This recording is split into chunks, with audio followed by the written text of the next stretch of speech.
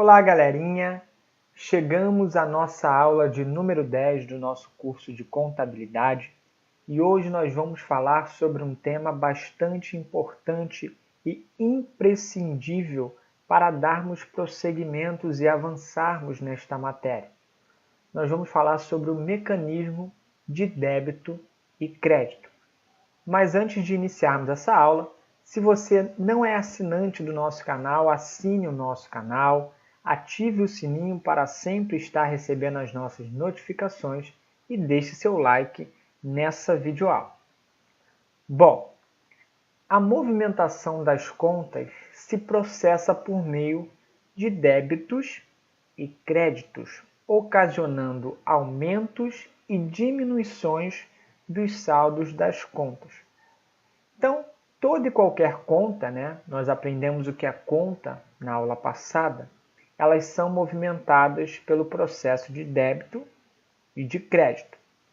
E isso vai ocasionar um aumento ou uma diminuição no saldo de cada conta. Então, é criado nos registros contábeis um gráfico em forma de T para controlar cada elemento patrimonial, ou seja, bem direito, obrigações e patrimônio líquido, ou elemento de resultado, que no caso são as receitas e despesas.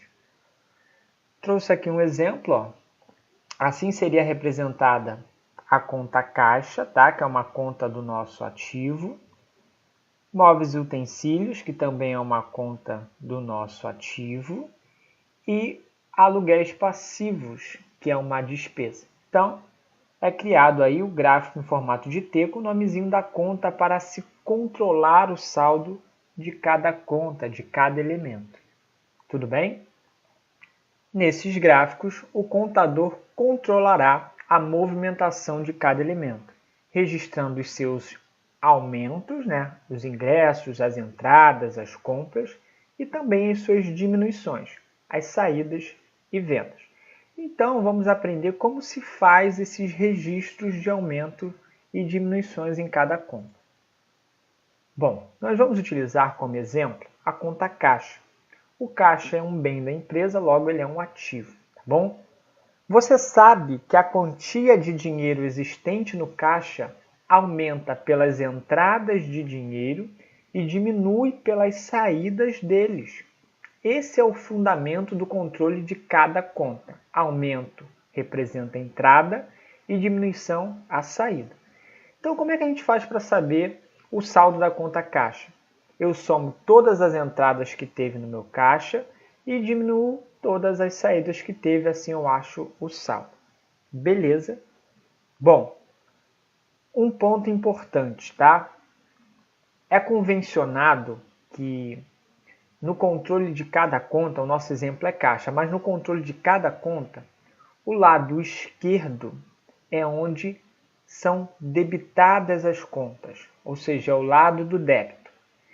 E no lado direito é onde são creditadas as contas, ou seja, o lado do crédito. Então, o lado esquerdo é o débito e o lado direito é onde estão os saldos de crédito, tá? Gravem isso.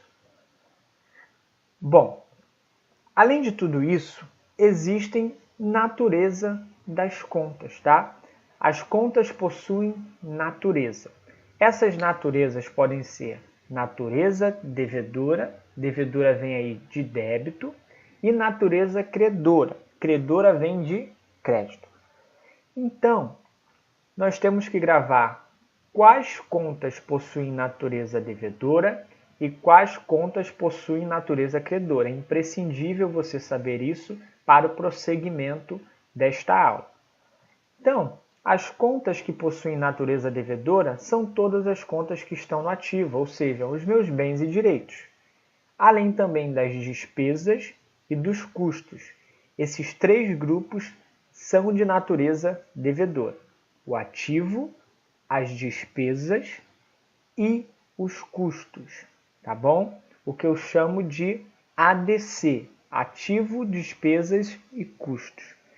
Ou seja, eles vão apresentar sempre um saldo devedor, tá? Pois eles têm uma natureza devedora. Agora, as contas que possuem natureza credora, eu chamo de PPR, ou de P ao quadrado R, que é o meu passivo, onde estão as obrigações, o meu patrimônio líquido e as minhas receitas. Ou seja, quando tratamos dos elementos patrimoniais, fica claro, porque o lado esquerdo do meu balanço está o ativo e do lado direito está o passivo e patrimônio líquido. Então, o meu lado direito do balanço possui uma natureza credora, enquanto o meu lado esquerdo do balanço, que é o ativo, possui uma natureza devedora, tá bom? E nas contas aí de resultado, as despesas e custos possuem uma natureza devedora e as receitas possuem uma natureza credora. Tudo bem, galera? Bom, agora nós precisamos aprender algumas regrinhas e nós vamos começar com as regras referentes às contas patrimoniais, ou seja, contas patrimoniais, contas referentes ao patrimônio. E o nosso patrimônio está explicitado no balanço patrimonial. Então, nós estamos falando de ativo, de passivo e de PL. Bom, quando eu debito numa conta de ativo, que está aqui um exemplo de uma conta de ativo, o caixa, eu estou fazendo um aumento. Então, toda vez que ingressa dinheiro na minha empresa, toda vez que entra dinheiro na minha empresa, dinheiro em espécie, eu devo debitar na conta caixa, pois ela aumenta minhas contas de ativo. Tudo bem? Agora, quando eu credito, né? Quando eu faço um crédito na conta caixa, eu estou diminuindo a conta caixa. Então, esse crédito vai representar saídas, desembolsos de dinheiro. Beleza? Agora, quando falamos de passivo e patrimônio líquido, é o inverso. O que vai aumentar o meu passivo é o crédito. E o que vai diminuir o meu passivo é o débito, é o inverso do ativo. Então, aqui eu usei a conta fornecedores, que é uma obrigação, está no meu passivo, como exemplo. E também utilizei uma conta do PL. O PL é igualzinho ao passivo, tá? A regrinha dele.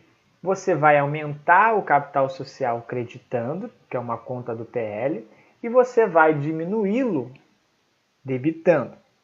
Então, essa é a regrinha para as contas patrimoniais. Contas do ativo, aumenta-se debitando e diminui creditando. Contas do passivo e do PL, aumenta-se creditando e diminui-se debitando. Agora nós vamos ver essa regra para as contas de resultado. Os custos e despesas, eles aumentam com o débito, assim como o ativo, e diminuem com o crédito, assim como acontece com o ativo. Já as receitas, eu usei aqui o exemplo de receita de vendas, elas aumentam com o crédito, assim como o patrimônio líquido e o passivo, e elas diminuem com o débito, assim como o patrimônio líquido e o passivo. Então, espero que tenha ficado bem claro, tá? É importante que vocês aprendam esse mecanismo, tá? Como eu aumento, como eu diminuo uma conta, tá? Por isso é importante saber a natureza de cada conta para saber se o débito vai aumentar ou se o débito vai diminuir. Seguindo em frente, vamos falar sobre algumas nomenclaturas importantes. A primeira é o saldo. O que é saldo? É a diferença entre a movimentação a débito e a crédito de uma conta. Existem três tipos de saldo: o saldo devedor, o saldo credor e o saldo nulo. Nós vamos falar sobre o saldo devedor. O saldo de uma conta é devedor quando a movimentação de débito é maior do que a movimentação de crédito. Então, toda vez que uma conta ela tiver o débito maior que o crédito, ela tem um saldo devedor. E as contas vão ter saldo devedor são aquelas que têm natureza devedora, gente. Então, toda a conta do ativo, elas em tese têm saldo devedor. Todas as contas de custo e despesa têm, como eu posso dizer, saldo devedor. Existem umas exceções, que são contas que estão lá no meu ativo mas elas são redutoras do ativo. Isso nós vamos aprender mais lá para frente. Então, elas têm saldo credor, mas estão no ativo. Porém, em tese, todas as contas de ativo, de custo e despesa terão saldo devedor, ou seja, a sua soma de débitos será maior que a sua soma de créditos. Assim deve ser. Então, vamos pegar como exemplo aí uma conta do ativo, tá? Que tem um saldo devedor. Vamos supor que houve a entrada de R$30.000, depois houve a entrada de R$50.000, e nós totalizamos um total de débito de 80.000, 30 mais 50. Só que saíram do caixa 10.000 e também 17.000, totalizando uma saída de 27.000. Então agora a gente faz o confronto, débito menos o crédito. Reparem que o débito é maior, então vai dar um saldo devedor. 80 menos 27, nós temos um saldo devedor em caixa de R$53.000. Então, nós verificamos que nós temos em caixa R$53.000. Agora, o saldo credor inverso. O saldo de uma conta é credor quando a movimentação de crédito é maior que a movimentação de débito. As contas que têm saldo credor são aquelas contas do passivo, do patrimônio líquido e as contas de receita. Elas sempre vão apresentar saldos credores, tá? Porque eu aumento elas creditando. Então, vamos imaginar, tá, a seguinte questão. Eu criei uma obrigação de 70.000, comprei a prazo. Então, eu devo 70.000 a fornecedores. Como eu aumento a conta de fornecedores, creditando. Então, está aqui, 70.000 creditados. E logo depois eu quitei 15.000. E logo depois eu quitei 25. Então, se eu quito, eu deixo de pagar. Eu já paguei essa parcela. Então, 15 mais 25, dos 70 que eu devia, eu paguei 40. 15 mais 25. Então, agora resta eu pagar 70 menos 40. 30. Então, o saldo credor daquela obrigação é 30.000. Eu ainda devo 30.000 ao meu fornecedor. Beleza? E por último, o saldo nulo. O saldo nulo ele pode acontecer tanto em contas de passivo, de ativo, de receita, de despesa. O que acontece? É quando igualam-se o débito ao crédito. Supor que o meu fornecedor lá era 70.000 que eu devia e eu quitei toda a dívida. Então, vai ficar 70.000 menos 70.000, saldo nulo. Tranquilo? Então, para a gente terminar essa aula e fixar bem, eu trouxe um quadrinho para vocês ficarem craque na natureza da conta. Vamos lá com alguns exemplos. Primeiro é caixa. O caixa ele é um bem, e se ele é um bem, ele está no ativo.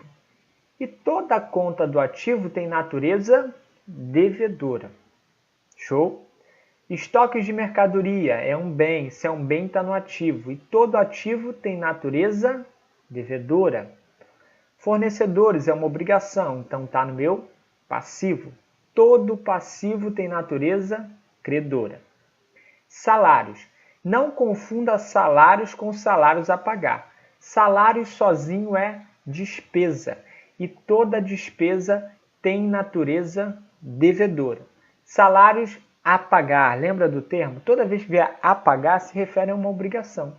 Se é uma obrigação, passivo. Se é passivo, a conta possui uma natureza credora.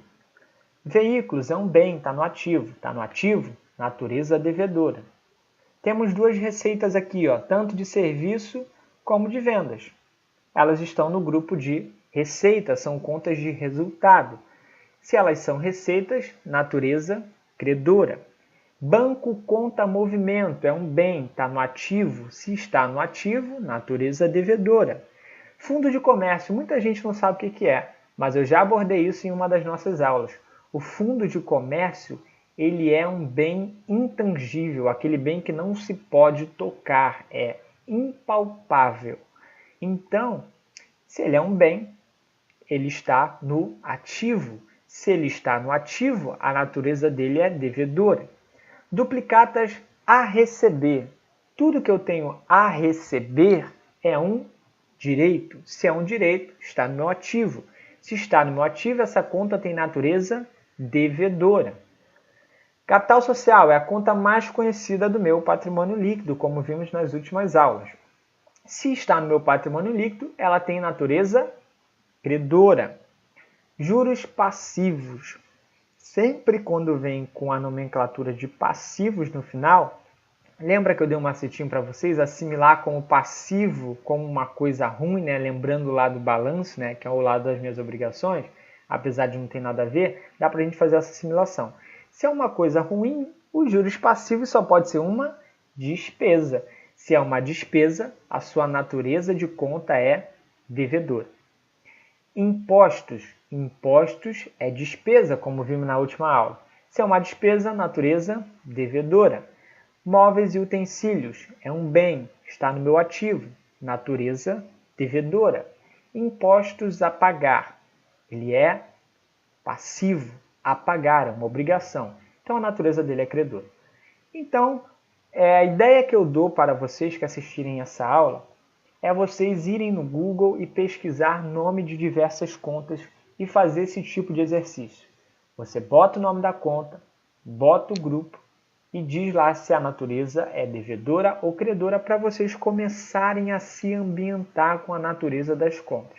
Se é ativo, se é custo e despesa, sempre terão natureza devedora. Agora, se é do passivo, se é do patrimônio líquido ou se é receita, a natureza é credora. Galerinha, não esqueça de se inscrever no nosso canal. Muito obrigado por assistir a aula. Deixe o seu like, compartilha com seus amigos, ative o sininho. Um forte abraço do professor Mário Júnior. Tchau!